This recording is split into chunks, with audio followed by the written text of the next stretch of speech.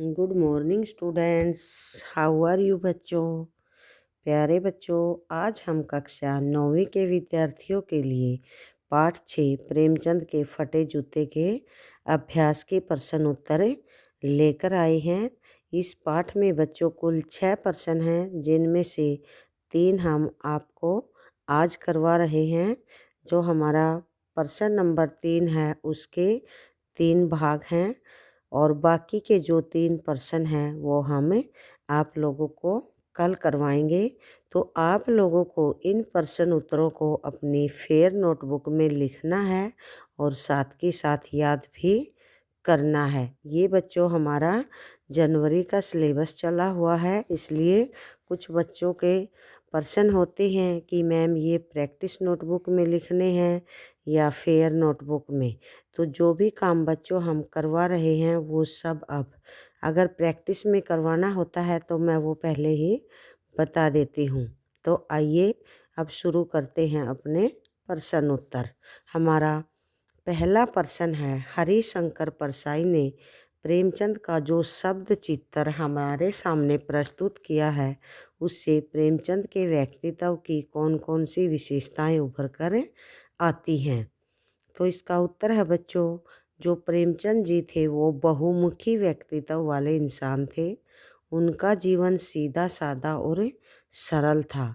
बनावट से वो कोसों दूर थे, स्वाभिमानी थे, कभी किसी से कुछ मांगकर दिखावा नहीं करते थे। वे धन को भी अधिक महत्व नहीं देते थे। उनका लेखन भी समाज केंद्रित था और उनकी करनी कथनी में कोई अंतर नहीं था।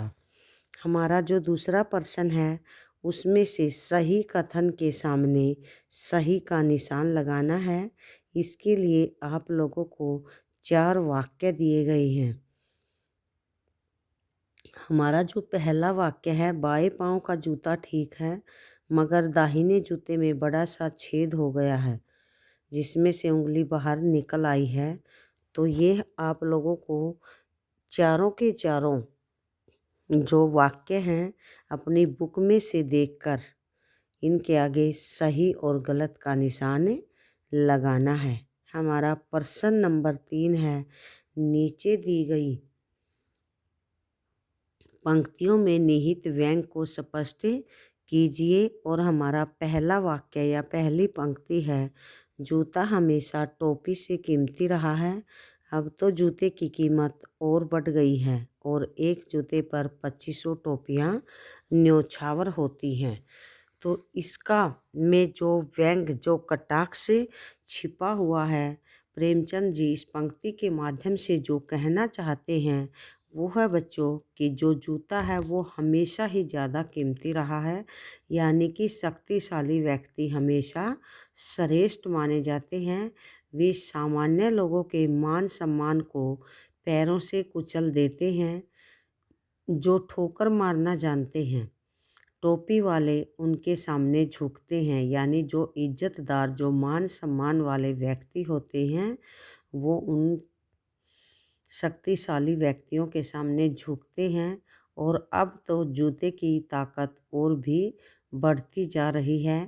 पहले लोग अपनी इज्जत को महत्व देते थे, पर अब इज्जत की परवाह न करके शक्ति को ही सब कुछ मानते हैं। हमारा जो दूसरा वाक्य या जो दूसरी पंक्ति है वो है बच्चों, तुम पर्दे का महत्व ही नहीं जानते, हम पर्दे पर कुर्बान हो रहे हैं। तो इसका अंदर जो निहित है व्यंग वो है, वर्तमान समय में अपने अवगुणों पर पर्दा डालना आवश्यक हो गया है। लोग अपनी कमियों और अवगुणों को छिपाते हैं, इसलिए जो सामान्य लोग हैं वो पर्दे पर जान छिड़क रहे हैं, यानी अपने अवगुणों को छिपाने की कोशिश कर रहे हैं। अपने छोटे छोटे गुणों को तो बढ़ा चढ़ा कर दिखाते हैं। प्रेमचंद पर्दे के महत्व को नहीं जानते, मानो वे छिपाव जैसी प्रवृत्ति जानते ही नहीं।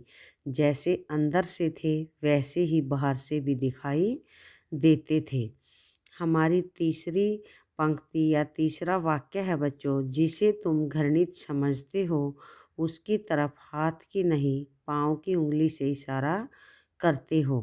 तो इस पंक्ति के माध्यम से प्रेमचंद जी ने अपने मनोभाव को उजागर किया है कि जिसे भी वो घृणित वस्तु या व्यक्ति समझते हैं उसकी तरफ अपने हाथ की नहीं बल्कि पाँव की उंगली से इशारा करना उचित समझते हैं।